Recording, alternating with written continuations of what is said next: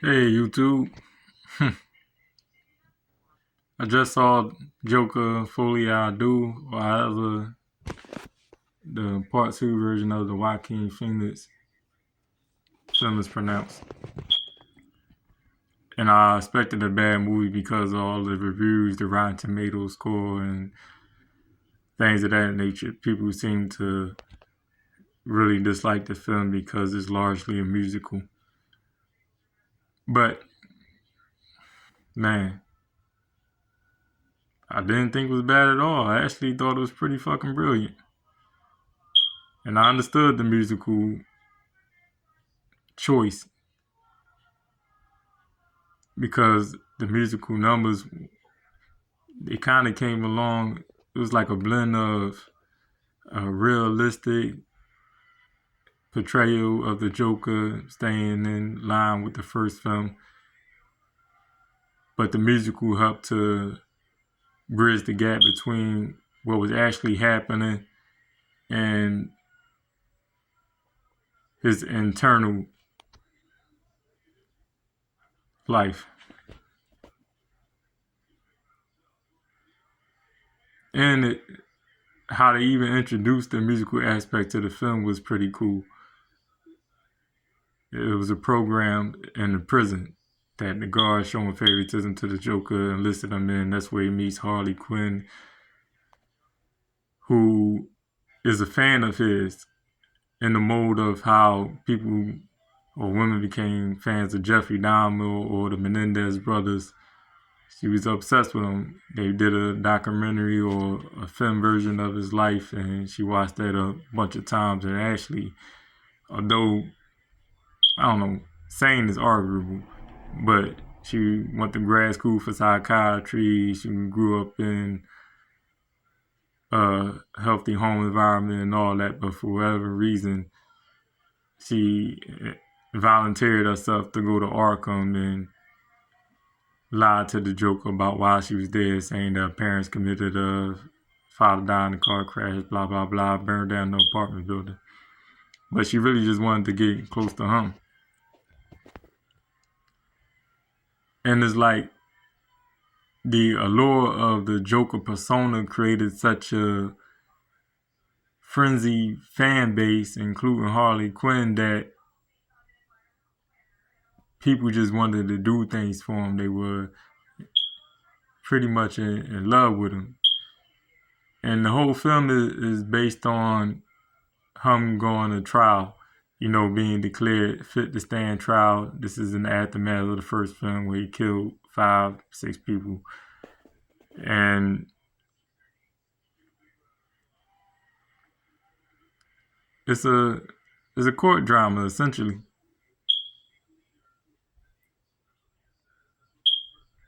with his relationship with Harley Quinn being like the romantic side story.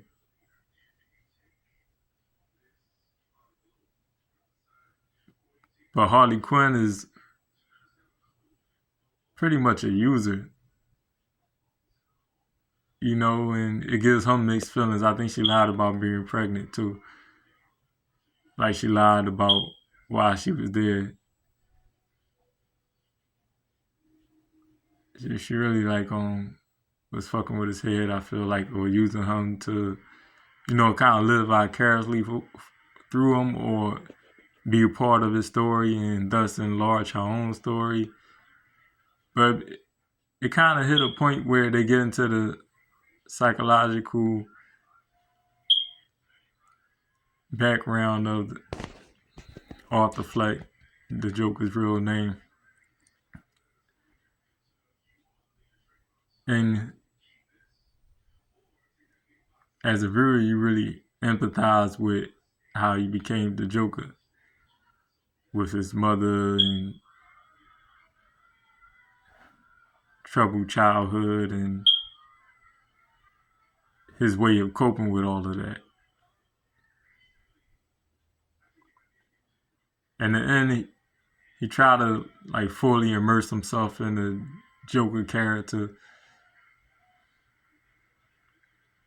but by the end, he pretty much just want a normal life again. he just felt like he had a raw deal and he wanted to start all over. And he's like remorseful for the things he had done. But when he expresses this in the courtroom, Harley Quinn gets up and walks out. And so does several other people. And you see that, like, if he not the Joker, they don't care. There's a point where he tells a joke. He says, knock, knock, who's there? Arthur Fleck. Arthur Fleck who?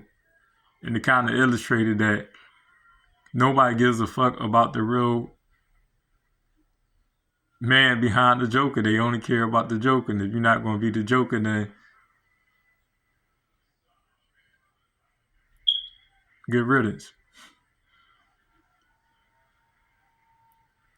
And he still got fanatics during the interim where the court has to deliberate and everything and come back with a guilty verdict. You get the sense that maybe Harley Quinn would try something dramatic. So when there's an explosion after they declare the verdict, and he pretty much walks out the courtroom, and there's a couple fanatics outside who rush him inside the car and drive him all. They trying to get away with him. You think it's Harley Quinn, but it's not her. He ends up getting away from them, and he goes to the steps that was made pretty famous from the first movie, although they probably were famous prior to that. And he sees Harley Quinn there. And he's like, yo, I'm out now, you know, we can get away. And she basically tells him, like, you gave up on the fantasy, you know. Basically letting him down and saying, like, it ain't gonna be nothing after this. This it. And the cops show up. Next thing you know, he's back in prison.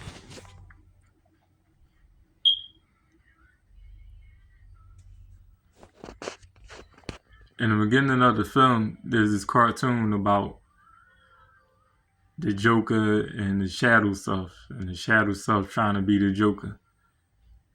And that ties in perfectly with the end. If y'all haven't seen the movie yet, sorry for the spoiler, but while he's in prison, there's people who admire him. But there's one guy who, like, never says anything. He's just watching him. And when the Joker is going to, I guess, do something, you know, the guards escorting him, but he got such a good rapport with some of the guards that the guard not really watching him. He just leading them, and he ain't really watching whether he following or not. And one of the other prisoners, the same prisoner who be watching him all the time, stops him. He want to tell him a joke. And he tells him this joke about a psychopath walking in the bar and seeing his favorite clown in there looking down and all that. And like, yo, I used to watch you all the time and stuff like that. And the joke ends with him saying, you get what you fucking deserve. The same thing that the Joker said to the TV personality played by Robert De Niro in the first film before he shot him. And after this guy says that, he stabs Arthur Fleck up. Stabs him all up in his stomach. And while Arthur Fleck, aka the Joker, is dying and fantasizing about Harley Quinn again and kind of stumbling down the hall, you see, although it's blurred in the background, the guy just laughing maniacally like the Joker. And he starts cutting his face. And it all ties in. Arthur Fleck, aka Joker, dies. But you get it in your head, that guy that just stabbed him is going to take on his persona. That's the Heath Ledger Joker. And for that reason, I thought the movie was brilliant. for that reason, amongst other reasons. The other reasons being like dwelling into the psychology behind the Joker and the fanfare of serial killers. For me personally, I don't get the scores. I know it's where you're from. Shout out to Todd Phillips, the director, and Joaquin Phoenix and Lady Gaga. Oh, and Homegirl from the first movie, the black girl, the black neighbor. I don't know her name, but her little short appearance in the film as a witness on the stand, I thought was like some of the best acting of the whole film. Shout out to her.